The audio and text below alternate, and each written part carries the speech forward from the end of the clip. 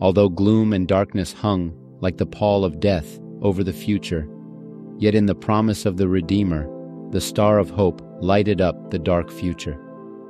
The gospel was first preached to Adam by Christ. Adam and Eve felt sincere sorrow and repentance for their guilt. They believed the precious promise of God and were saved from utter ruin. Bible Commentary, Volume 1, page 1084, paragraph 7.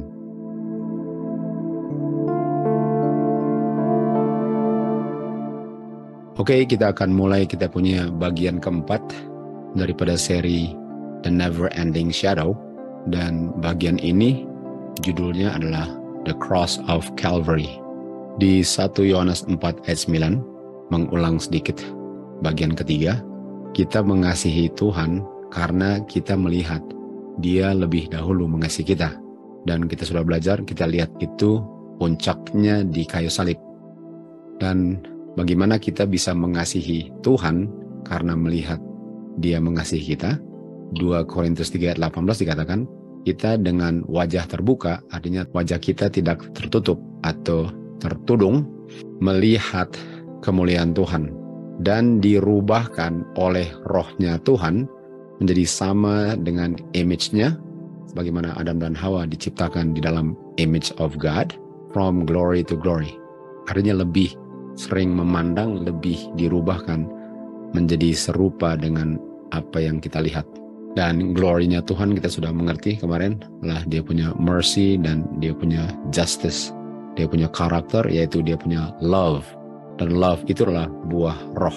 Dan apa pentingnya untuk mengasihi Tuhan? Yohanes 14:15 katakan, kalau kita mengasihi Tuhan, karena kita melihat Dia mengasihi kita, kita akan memelihara hukum-hukumnya. Atau kita akan nurut, atau kita tidak akan berdosa. Dan untuk tidak berdosa itu adalah rencana keselamatan. Di Review and Herald dikatakan, ini adalah syarat-syarat di mana semua orang akan menerima kehidupan kekal. Syaratnya ialah kamu punya penurutan kepada hukum-hukum Tuhan. Dan itulah syaratnya di mana kamu akan menerima warisan yang mulia itu. Selidikilah firman Tuhan. Dan kamu nggak dapatkan di situ di mana semua orang yang selamat melanggar hukum Tuhan. Sama dengan di Wahyu 22 ayat 14 dikatakan, diberkatilah orang yang menurut, yang doeth the commandments of God. Dan kalau kita bicara tentang the commandments of God, kita bicara tentang the law, the statutes, the judgments. Jadi the law of the Lord is the law of Moses.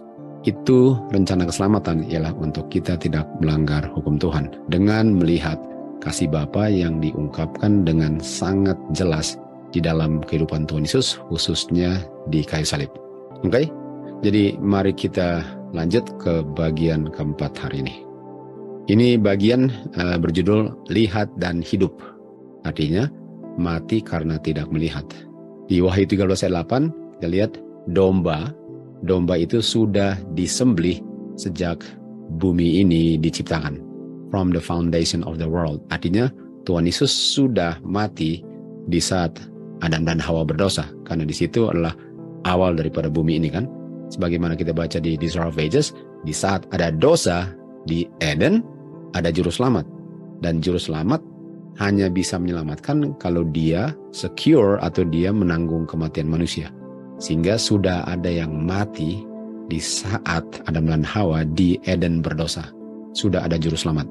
Walaupun kita tahu 4.000 tahun kemudian baru Tuhan Yesus datang menjadi manusia dan mati tahun 31 AD kan. Jadi kalau orang tanya bagaimana sudah ada yang mati di Taman Eden kalau Tuhan Yesus matinya 4.000 tahun kemudian setelah Adam dan Hawa berdosa. Kita tahu bahwa kematian Tuhan Yesus di kayu salib itu dilambangkan oleh kematian binatang. Di ayat 21, Adam dan Hawa dikenakan jubah daripada kulit binatang kan. Jadi binatang ini yang dipersembahkan oleh Adam untuk pertama kalinya melambangkan kematian Tuhan Yesus di kayu salib. Tentu saja binatang ini tidak menyelamatkan siapa-siapa dari dosa. Kematian binatang tidak memakukan kematian enmity atau hutang itu ke kayu salib. Jadi bukannya binatang bisa membayar dosa manusia, tapi sebelum kayu salib, orang sudah bisa diselamatkan. Dan ini adalah cuplikan daripada kematian Tuhan Yesus di kayu salib, walaupun Tuhan Yesus belum mati di kayu salib. Tetapi ada sesuatu hasil melihat kematian Tuhan Yesus dalam bentuk lambang yang bisa menyelamatkan orang-orang yang hidup sebelum kayu salib. Dan domba ini kita bisa lihat di ceremonial law. Ceremonial law itu adalah glorious. Ini sama dengan yang Musa bilang, tunjukkan kemuliaanmu. Dan kita belajar di pelajaran ketiga dikatakan bahwa kemuliaan itu adalah kayu salib, yang adalah mercy dengan truth atau mercy dengan justice. Kemurahan Tuhan dengan keadilan Tuhan, kan? Jadi tunjukkan kemuliaanmu. Dan ceremonial law ini adalah glorious. Jadi kalau saya mau lihat kemuliaan Tuhan, mau melihat mercy and truth, mau melihat kayu salib, saya sudah bisa lihatnya waktu saya menjalankan ceremonial law. Dan ceremonial law ini sudah dipersiapkan oleh Tuhan Yesus waktu dia counsel dengan Bapanya di Zakaria 6 ayat 13 untuk menolong keselamatan manusia. Jadi manusia ini bisa diselamatkan melalui kematian Tuhan Yesus di kayu salib dalam bentuk simbol ceremonial law. Karena itu glorious, sama-sama glorious. Dan Adam melihat Kristus melalui ceremonial law atau melalui dia punya sacrifices dengan offering. Jadi dia melihat Kristus dan dia melihat kematian dan bisa melihat kuasa untuk menurut. Walaupun dia hanya bunuh domba 4.000 tahun sebelum Tuhan Yesus mati di kayu salib. Karena dengan melihat karakter Tuhan yang dilambangkan oleh kematian domba, saya bisa melihat bagaimana kejinya dosa itu dan betapa baiknya Bapa melalui anak itu, dan itu yang saya perlu lihat, karakternya yang saya perlu lihat itu, walaupun Tuhan Yesus belum datang dan belum mati ke kayu salib. Sehingga orang-orang sebelum kayu salib sudah bisa diselamatkan. Buktinya Elijah sudah masuk ke kerajaan surga sebelum Tuhan Yesus datang. Enoch sudah masuk ke surga sebelum Tuhan Yesus datang, betul? Dan Musa pun sudah naik ke surga sebelum Tuhan Yesus datang, karena mereka sudah melihat apa yang mereka perlu lihat di dalam rencana keselamatan melalui dia punya ceremonial law atau sacrifices dengan offerings. Jadi penting sekali untuk mengerti fungsi daripada ceremonial law yang perlu dijalankan sebelum kayu salib, supaya orang-orang itu sudah bisa melihat kayu salib sebelum ada kayu salib. Jadi Adam sudah melihat Tuhan Yesus melalui dia punya ceremonial law. Kita baca di Patriarchs and Prophets, waktu Adam melihat binatang yang nggak bersalah ini disembelih, dia gemetar, memikir bahwa dia punya dosalah yang menumpahkan darah daripada Tuhan Yesus yang tidak berdosa. Dan apa yang dilihat ini membuat satu kesadaran di dalam dirinya akan betapa dalamnya dan jelasnya dan besarnya pelanggarannya. Ini fungsi daripada kayu salib yang bisa dilihat melalui binatang-binatang yang dikorbankan. Dia melihat betapa sadisnya dosa dia waktu dia harus sembelih domba.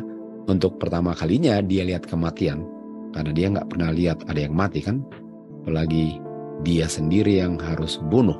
Dan dia sangat terkagum dengan kebaikan Tuhan yang tidak ada batasnya. Kebaikan Tuhan, karakter Tuhan, the goodness of God, the glory of God. Karena Musa bilang, show me thy glory. Terus bilang, saya akan tunjukkan saya punya goodness. Ini glory-nya. Dia melihat glory, karakter Bapa yang merciful, karena bukan Adam yang mati, dan Tuhan pun just, di mana ada yang mati walaupun bukan Adam. Dan dia bisa melihat bahwa kematian ini menggantikan kematian dia dan kuasa untuk bisa menurutnya, di mana Bapa mau memberikan anaknya untuk membayar kesalahan manusia. Jadi sebelum dia melihat ini, yang dia lihat hanyalah kegelapan. Sebagaimana waktu Tuhan Yesus sudah menghadapi kematian, dia hanya bisa lihat kegelapan. Gelap. Dia rasa terpisah dari Bapa dan gelap. Dan Adam pun waktu berdosa, Adam dan Hawa, mereka cuma bisa lihat kegelapan karena kematian gelap. Dan waktu mereka melihat karakter Bapa melalui mereka punya sacrifices dengan offering itu, waktu mereka melihat itu, muncullah terang di tengah kegelapan karena terang itu memberikan kehidupan atau pengharapan di mana di masa depan mereka nggak gelap lagi karena ada pengharapan kehidupan kekal. Jadi untuk kita memiliki atau bisa memperoleh pengharapan, kita perlu melihat kebaikan Tuhan di kayu salib. Dan untuk orang-orang sebelum di kayu salib, mereka melihatnya melalui simbol, yaitu Tuhan Yesus mati untuk saya punya kematian dan hilanglah kegelapannya. Dan bukan hanya melihat kematian saya digantikan, tapi melihat kekuatan atau powernya Tuhan untuk menyanggupkan saya untuk menurut. Sehingga lenyaplah kegelapan itu disinari oleh terang kayu salib melalui dia punya seremonial law. Jadi dosa itu menghasilkan kegelapan dan masa depan yang gelap, yaitu kematian. Tetapi korban-korban ini dalam bentuk ceremonial law yang adalah lambang daripada kayu salib menerangi kegelapan itu, sehingga sekarang mereka bisa lihat terang, di mana terang itu memberikan pengharapan mereka bahwa mereka nggak perlu binasa untuk selama-lamanya yang adalah kegelapan. Jadi penting sekali ini ceremonial law untuk orang nggak hidup dalam kegelapan.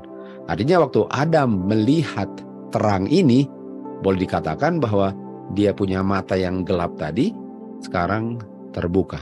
Jadi sebelum ada ceremonial law, sebelum dia korbankan domba, boleh dikatakan dia punya wajah tertutup akan pengharapan untuk dia punya kehidupan kekal.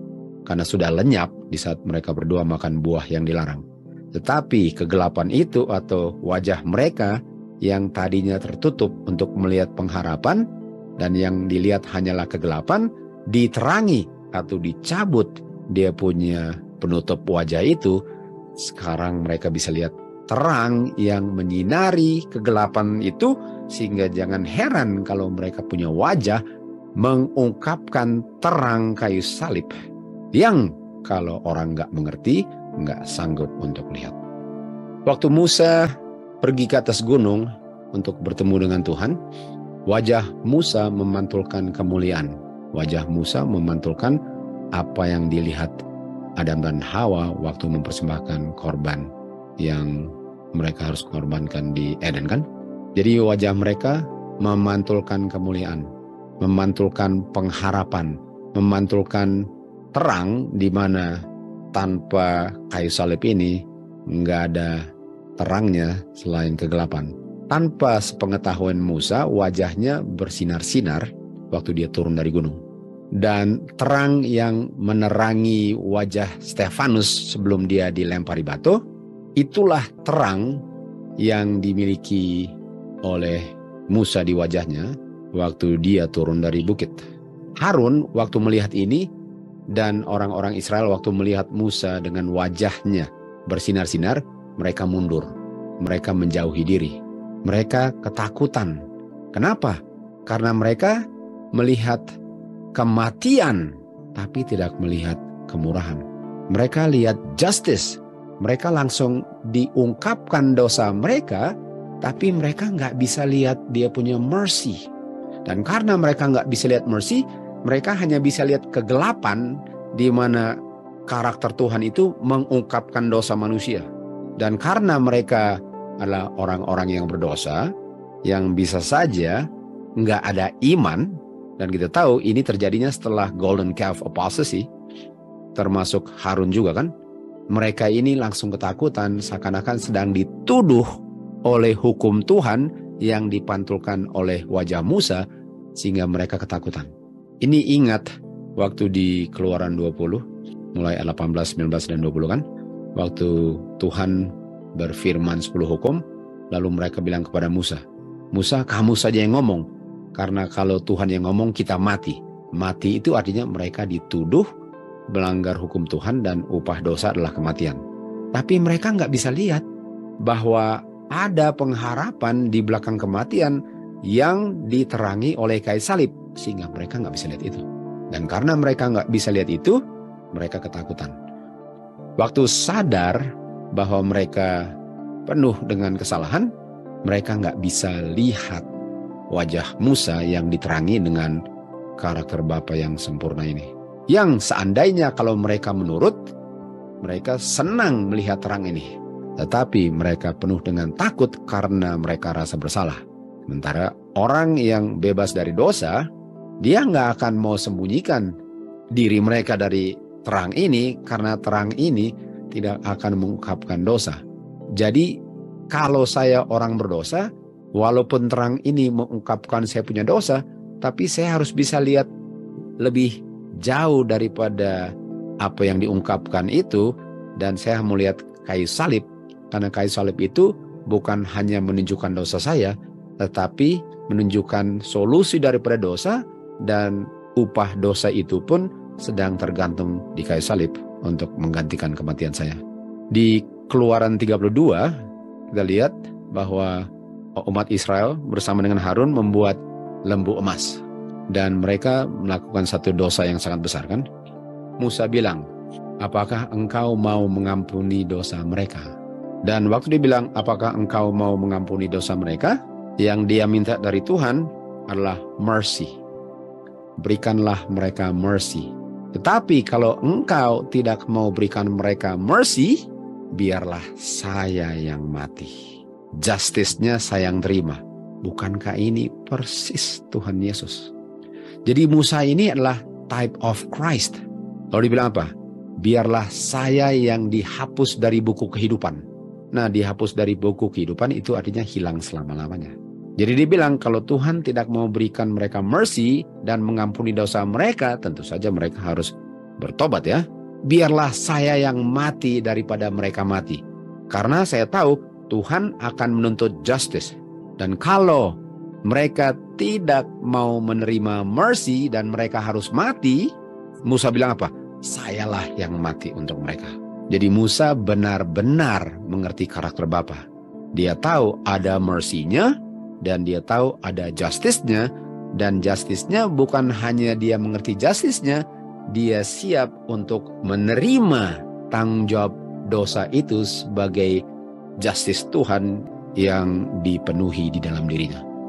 Makanya di ayat 33 dia bilang apa? Tunjukkan kemuliaan-Mu. Tunjukkan kemuliaan-Mu yaitu apakah engkau mau mengampuni dosa mereka atau sayalah yang mati. Ini yang menyala-nyala di wajah Musa.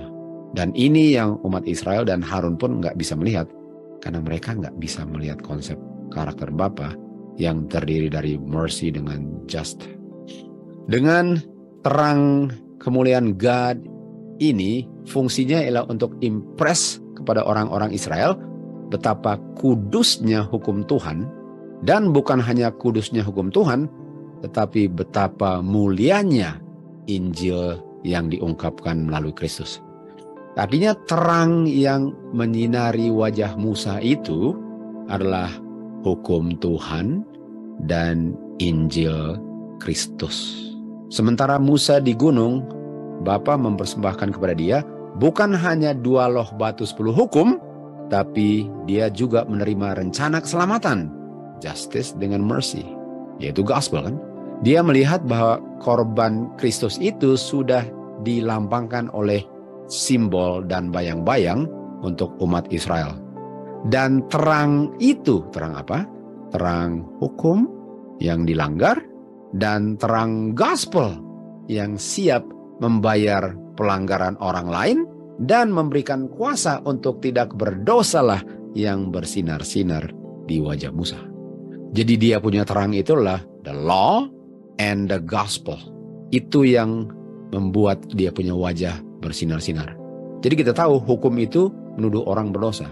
Dan kalau saya hanya bisa lihat hukum tanpa gospel, saya punya masa depan suram dan gelap. Tapi kalau saya bisa lihat terang gospel juga, bukan hanya hukum tapi gospel, walaupun saya dituduh, tapi saya ada pengharapan sementara dituduh karena solusi daripada tuduhan itu di gospel. Dan gospel itu bukan hanya menggantikan kematian saya kalau saya mengakuinya dan bertobat, tetapi memberikan kuasa bagi saya untuk tidak melanggar lagi. Sehingga nggak ada yang perlu takut untuk melihat kemuliaan Tuhan kalau kita mengerti ini. Tapi kalau kita nggak mengerti ini, kita penuh dengan ketakutan karena yang saya lihat ialah kamu harus mati karena kamu sudah berdosa. Jadi terang yang menyinari wajah Musa ini adalah terang yang datangnya dari Calvary, dari kayu salib. Dan terang ini sama terangnya dengan terang hukum Tuhan. Dan inilah terang yang menyinari wajah Musa. Jadi kita bisa lihat bahwa Musa ini melambangkan Kristus. Karena kita tahu waktu Musa turun dari gunung, dia baru dengan Tuhan kan. Dia turun dari gunung, lalu dia ke tempat yang lebih rendah, lalu ketemu dengan orang-orang berdosa yang baru buat golden calf. Dan dia harus menutupi wajahnya supaya mereka bisa bicara dengan dia. Kalau enggak, mereka kesilauan. Bukankah Tuhan Yesus pun harus turun dari tempat yang tinggi dan menutupi dia punya divine nature agar manusia bisa berbicara dengan dia dan melihat karakter Bapa dan dia di dalam dia punya human nature yang menutupi atau menudungi dia punya divine nature. Jadi Musa ini adalah type of Christ. Karena kalau Kristus datang dalam kemuliaannya, nggak ada yang bisa lihat dia. Sebagaimana waktu Musa turun dengan kemuliaan Bapa di wajahnya, nggak ada yang bisa lihat dia. Dia harus tutup untuk kebaikan manusia. Musa harus tutup untuk kebaikan Harun dan umat Israel. Jadi terang yang adalah karakter daripada hukumnya dan Injil yang mengungkapkan atau diungkapkan melalui Kristus. Itu terang. Terang itu hukum yang nuduh orang sebagai pelanggar hukum dan harus mati.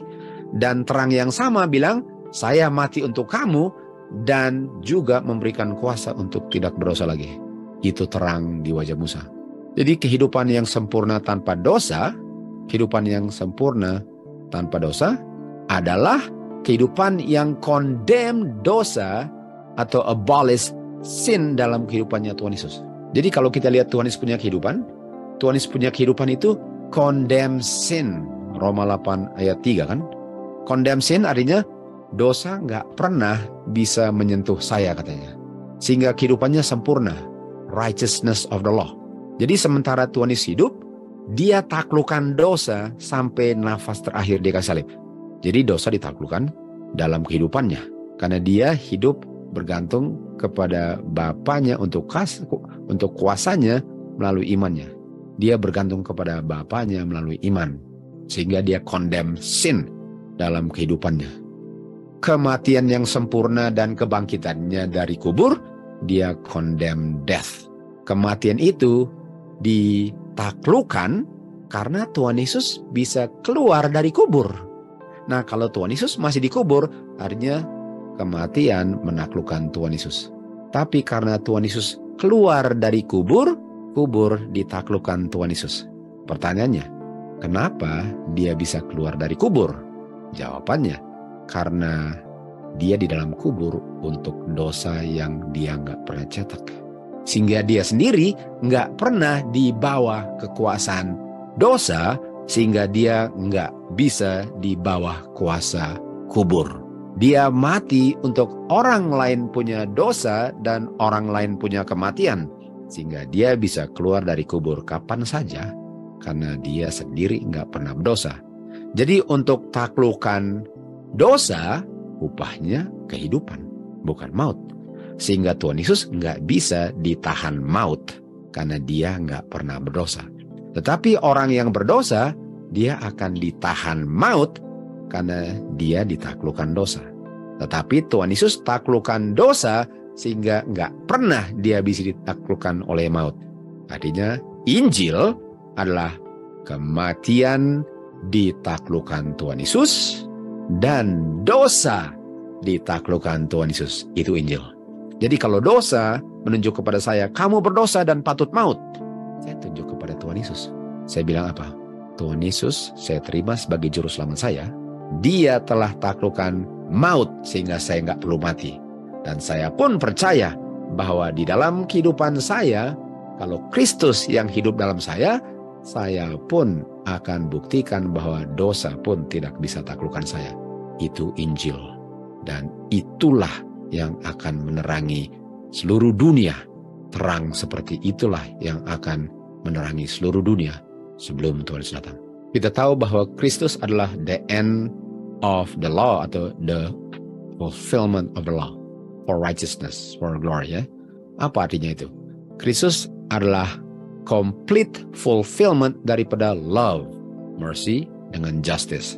Atau Kristus adalah pengungkapan sempurna daripada kemurahan Bapa, karena dia yang mati kan, bukan saya. Dan dia adalah complete fulfillment daripada justice-nya Bapa, karena dia yang mati kan, bukan saya. Jadi di saat Tuhan Yesus mati, itu love yang adalah mercy dan justice yang sempurna. Pertanyaan saya, kenapa dia bisa mati? Atau kenapa dia mati kalau dia sempurna?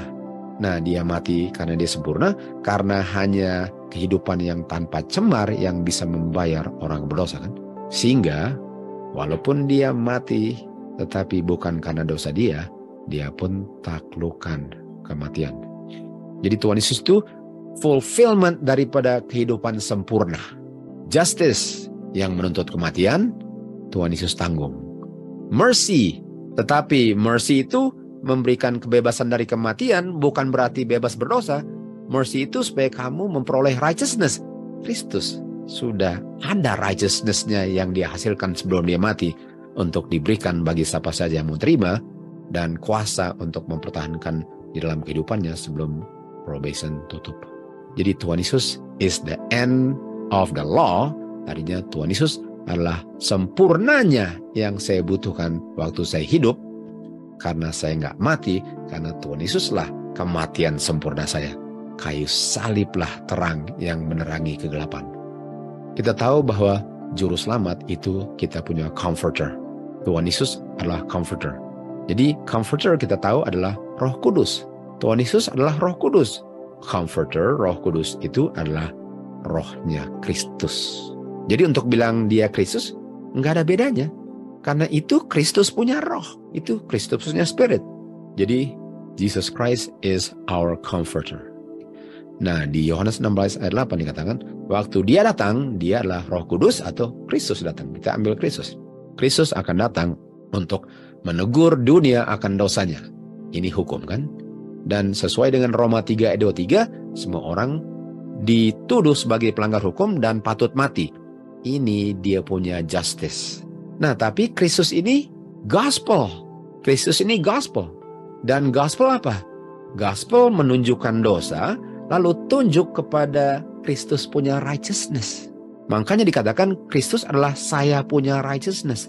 Tetapi sebelum dia mau berikan saya punya righteousness, dia harus tunjuk dulu saya punya dosa, lalu dosa saya disingkirkan, lalu saya terima dia punya righteousness. Jadi kalau saya nggak bisa lihat ini, saya nggak suka untuk ditunjuk-tunjukin saya punya dosa, karena saya nggak bisa lihat dia punya solusi. Karena solusinya Tuhan Yesus juga. Jadi Tuhan Yesus yang menginsafkan saya akan dosa, Tuhan Yesus yang sama yang kasih solusinya, yaitu dia punya kehidupan yang sempurna. Jadi waktu dia bilang, kamu harus mati, dia bilang apa? Saya sudah mati untuk kamu. Sekarang kamu hidup dan kamu harus menurut. Saya punya penurutan bisa menjadi penurutan kamu. Sehingga di hari penghakiman yang Bapa lihat adalah saya di dalam kamu. Jesus indeed is our comforter. Contohnya di Yohanes 8 ayat 4. Wanita kedapatan berzina, melanggar 10 hukum kan? Waktu wanita ini kedapatan berzina, 10 hukum bilang apa? Oh, dia harus dilempari batu. Dan hukum Musa bilang itu. Karena 10 hukum enggak dengan detail bilang harus lempar batu kan? Tapi hukum Musa yang menjelaskan 10 hukum bilang dia harus dilempari batu kalau berzina. Artinya dia harus dilempari batu. Itu namanya justice. Tapi jangan lupa, Tuhan Yesus adalah penegur dosa dan pemberi righteousness. Jadi waktu mereka bawa wanita ini menghadap Tuhan Yesus, mereka bawa kepada Injil. bukankah paling mantap diseret ke Tuhan Yesus? Dan waktu mereka seret ke Tuhan Yesus, mereka bilang, hukum bilang dia harus dilempari batu. Dan mereka mau uji kan, apakah dia mau mematuhi hukum Musa atau enggak. Oh iya, dia harus dilempari batu. Betul, oke. Kita siap lempar batu kan? Dia tunduk dan tulis di tanah. Dan waktu dia tulis di tanah, kita tahu jari melambangkan Roh Kudus kan? Nah, mari lihat apa yang terjadi waktu dia tulis di tanah. Jangan lupa, ini gospel. Waktu dia tulis di tanah, kita baca di 2 Korintus 3:3. Kamu adalah surat Kristus yang hidup. Tapi kamu surat bukan ditulis oleh tinta, tetapi ditulis oleh Roh, jari God. Bukan ditulis di atas batu, tapi ditulis di hati kamu. Artinya waktu Tuhan Yesus menulis dengan jarinya, dia sedang menginsafkan orang-orang Farisi akan dosa mereka. Sehingga mereka bisa lihat, wow, saya sering sekali bersinah dalam otak saya. Artinya sayalah yang harus dilempari batu, karena Tuhan bilang melalui Musa harus lempar batu kan. Jadi mereka sekarang sedang ditegur dosa mereka oleh Roh Tuhan yang dilambangkan oleh Kristus sedang tulis di tanah. Tapi apakah Kristus gospel? Jadi apakah Kristus mau tegur mereka supaya offer dia punya solusi, yaitu sayalah yang dilempar dan saya berikan kamu kuasa untuk tidak berdosa lagi. Dan waktu mereka mendengar itu apa? Mendengar, terinsah mereka punya pikiran kan? Mereka tertegur dan mereka tinggalkan Tuhan Yesus. Mereka malahan menjauhi Tuhan Yesus. Tunggu dulu. Artinya mereka hanya bisa lihat mereka harus mati. Sementara tadi mereka lagi tunggu wanita mati, sekarang mereka hanya bisa lihat mereka harus mati. Bukankah harusnya kamu lihat kayu salib sehingga kamu akan datang ke Tuhan Yesus? Mereka menjauhi Tuhan Yesus sama dengan orang-orang di Sinai menjauhi Tuhan Yesus lalu bilang, Musa kamu ngomong dengan kita kan? Artinya mereka kesilauan. Mereka nggak bisa lihat silaunya waktu Tuhan Yesus tulis di tanah. Karena Tuhan Yesus gospel. Dan gospel itu tunjuk dosa lalu kasih solusi. Dan karena mereka nggak bisa melihat itu, sama dengan orang Israel dan Harun nggak bisa melihat wajah Musa, mereka menjauhkan diri dari keselamatan mereka. Kita lihat di Mazmur 119 ayat 11, firman-Mu, hukum-Mu, aku sembunyikan di dalam hatiku agar aku tidak berdosa. Artinya hukum Tuhan nggak pernah tertulis di hati mereka. Sehingga waktu mereka melihat wajah Musa, mereka ketakutan. Karena Musa, hukum Tuhan ditulis di dalam hatinya. Sehingga wajahnya bersinar-sinar. Dan apa yang terjadi dengan wanita ini? Wanita ini juga tertegur kan? Wanita tertegur, tapi wanitanya nggak menjauhkan diri. Artinya wanitanya kesilauan nggak dia? Enggak, dia nggak silau. Kenapa? Karena dia tinggal di tempat. Waktu tertegur dia tinggal di tempat, artinya dia bisa lihat kayu salib. Dia bisa lihat, ya saya sudah berdosa. Tapi kan Tuhan berikan mercy dan anak Bapa mau mati dan berikan kuasa untuk go and sin no more. Itu gospel. Makanya dia nggak kemana-mana. Lalu Tuhan Yesus tanya, di mana orang-orang yang menuduh kamu? Dia bilang, nggak ada Tuhan. Lalu dia bilang apa? Saya juga tidak condemn kamu. Kenapa? Kamu sudah terima mercy. Tapi nggak cukup untuk terima mercy sehingga hidup untuk melanggar lagi. Karena kuasa gospel memberikan kamu untuk selamat di mana kamu tidak berdosa lagi. Lalu gospel bilang apa? Go and sin no more. Jesus is the gospel. Jesus is the law.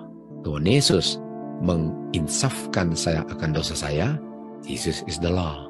Tuhan Yesus bilang, neither do I condemn you. Go and sin no more. Jesus is the law and the gospel. Walaupun kegelapan, kematian yang bisa dilihat dari orang yang berdosa, namun janji juru selamat memberi terang pengharapan yang menerangi masa depan mereka yang sangat gelap. Adam, setelah dia lihat kayu salib melalui seremoni law, dia melihat gospel. Karena gospel diberikan kepada Adam oleh Kristus. Adam dan Hawa sangat sedih dan sungguh-sungguh sedih dan sungguh-sungguh bertobat akan kesalahan mereka. Mereka percaya janji Kristus, gospel, melalui domba yang mereka sembelih. Dan mereka diselamatkan dari kebinasaan yang kekal. Waktu dikatakan mereka diselamatkan, itu jawaban yang selalu saya tanya, apakah Hawa akan ada? Kutipan ini bilang, Adam dan Hawa diselamatkan. Artinya, rencana untuk lihat Adam dan Hawa akan menjadi kenyataan kalau kita pun tidak menolak gospel. Hukum dan Injil nggak bisa dipisahkan. Injil adalah hukum yang diuraikan. Diuraikan atau dijelaskan. Artinya kalau mau mengerti hukum, Injil itu akan menjelaskan, menguraikan hukum itu. Artinya Tuhan Yesus punya kehidupan menguraikan karakter Bapa yang tidak kelihatan. Tuhan Yesus punya kehidupan adalah the end of the law for righteousness, karena kehidupan Tuhan Yesuslah yang bisa dilihat ilustrasi nyatanya akan apa hukum Tuhan. Waktu wanita itu diseret, itulah gospel, itulah hukum. Di mana hukum bilang kamu harus mati, tapi saya sudah mati untuk kamu. Dan kalau kamu terima mercy, saya berikan power to go and say no more, agar kamu selamat. Injil menguraikan 10 hukum. Hukum menunjuk kepada Kristus. Hukum menunjuk kepada Kristus artinya apa? Hukum bilang, kamu berdosa. Tapi lihat Kristus, dia solusinya. Kristus tunjuk kepada hukum. Apa artinya? Waktu kamu sudah ditunjuk kepada Kristus oleh hukum, sekarang Kristus bilang apa? Tunjuk pada hukum. Go and sin no more.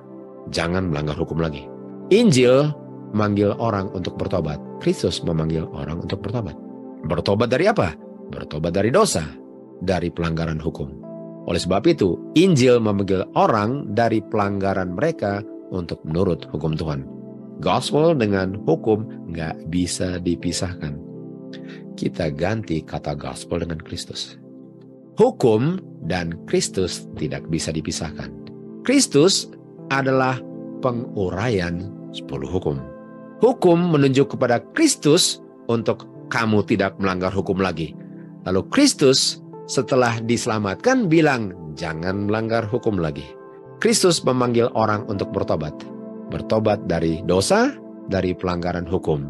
Oleh sebab itu, Injil memanggil orang dari pelanggaran mereka untuk tidak melanggar lagi dan untuk menurut dengan kuasanya agar hukum Tuhan tidak dilanggar lagi. Gospel dan hukum Tuhan lah yang menerangi wajah Musa. Kalau kita nggak bisa lihat ini, kita akan lari ke gunung-gunung untuk menyembunyikan wajah kita dari kemuliaan Tuhan Yesus waktu dia datang di awan-awan. Hukum Tuhan di Ka'bah di surga adalah yang aslinya. Yang mana prinsip-prinsip daripada hukum Bapa di surga ditulis di 2 loh batu dan dicatat oleh Musa di Perjanjian Lama. Kejadian, Keluaran, Imamat, Bilangan, dan Ulangan. Dan seluruh nabi-nabi di Alkitab kan. Dan tulisan itu tidak salah. Artinya tidak salah tulis nabi-nabi termasuk Musa untuk mengungkapkan 10 hukum. Tunggu, bukankah 10 hukum dengan buku Musa menjelaskan hukum Tuhan? Bukankah 10 hukum dengan buku Musa sama dengan gospel? Bukankah 10 hukum dengan buku Musa sama dengan Kristus? Karena Kristus menjelaskan hukum. Artinya untuk tolak buku Musa, tolak gospel, dan tolak Tuhan Yesus. Hukum Tuhan mengungkapkan kehendaknya dan secara tertulis mengungkapkan karakter Bapa dan gak pernah bisa ditiadakan. Jadi hukum Musa itu sebenarnya mengungkapkan siapa? Kristus, karena Kristus itu menguraikan 10 hukum. Hukum Musa is the gospel. Orang-orang yang waktu baca buku Musa, apa yang terjadi? Waktu mereka nggak bisa lihat, waktu mereka nggak bisa mengerti itu. Mereka nggak bisa lihat gospel di Perjanjian Lama. Di Kejadian, Keluaran, Imamat, Bilangan, Ulangan. Mereka nggak bisa lihat Injil di situ. Mereka nggak bisa lihat gospel. Waktu mereka lihat commandment, statutes, judgment, sudah dipakukan ke kayu salib ini. Waktu di Imamat, di buku Imamat, kita ambil contoh 23, ini feast sudah dipakukan ke kayu salib. Pada feast ini menguraikan dan menjelaskan 10 hukum supaya tidak langgar 10 hukum. Dan ini semua dipakukan ke kayu salib. Seakan-akan semua ini adalah kematian. Bayangkan pakukan Injil ke kayu salib. Lukas 24, perjalanan ke Emmaus, Tuhan Yesus bilang apa? Kenapa kamu pelan sekali hati kamu untuk percaya semua yang diucapkan Nabi? Dan ini ngomong tentang perjanjian lama.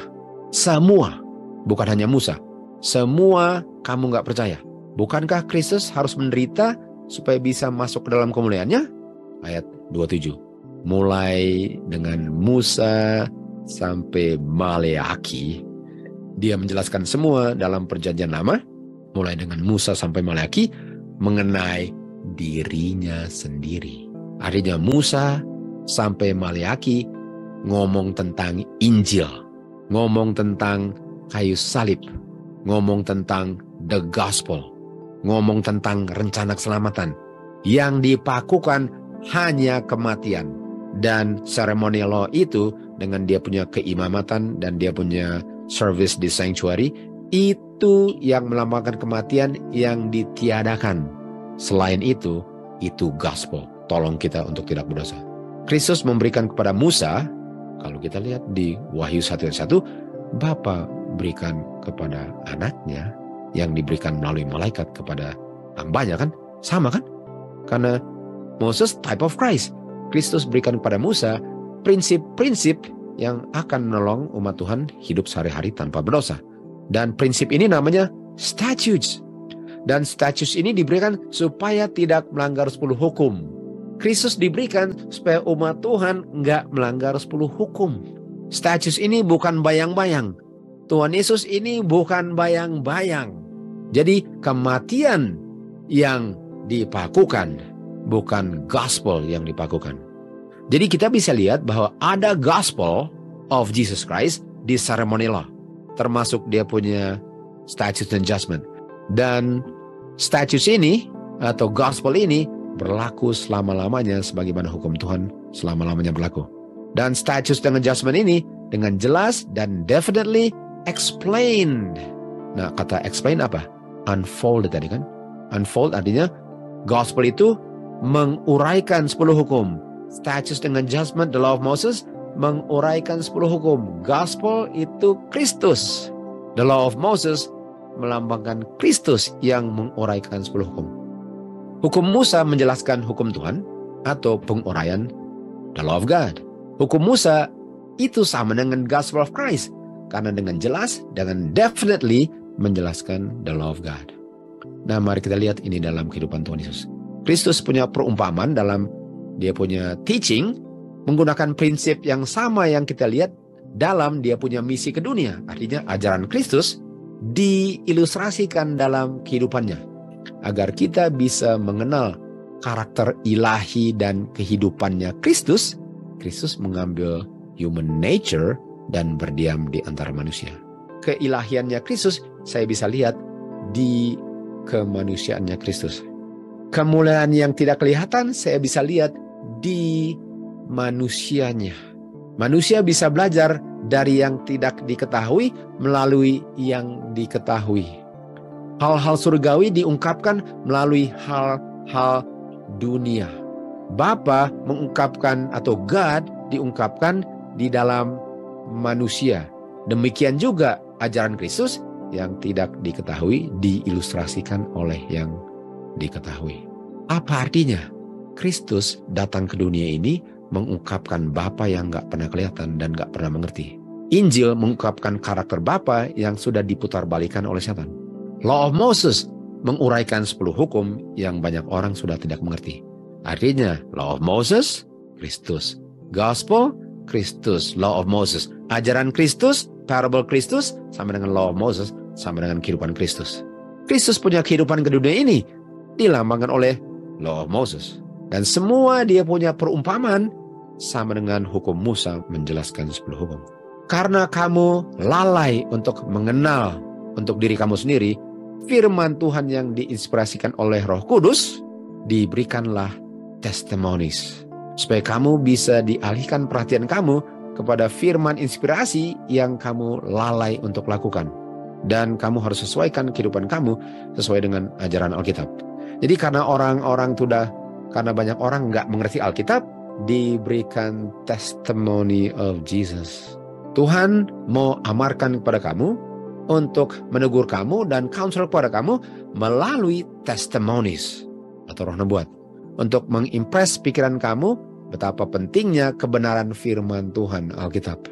Tulisan testimoni tidak memberikan terang yang baru, tetapi untuk impress dengan jelas di hati manusia kebenaran inspirasi yang sudah diungkapkan tapi kamu nggak sanggup lihat.